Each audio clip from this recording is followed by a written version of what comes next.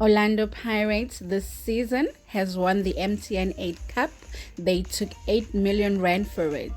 Pirates were also PSL runner-ups and took 7.5 million rand. Last night they won the MTN 8 Cup and took 7 million rand. Culling Black Label Cup, they took 2 million rand for it. Quarter 4, Orlando Pirates got 1.5 million rand, totaling its earnings to 26 million rand for the 2022-2023 season.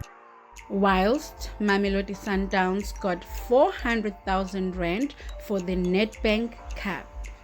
Culling Black Label, they got 3 million rand.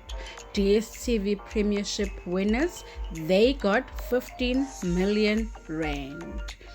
CAF Champions League semi-finalist, they got 23 million rand. Quarter 1 and Quarter 2, they got 3 million rand. Mamelodi Sundowns banked 44 million rand for the 2022-2023 season. So, who is your biggest winner this season? Please do share your thoughts down below.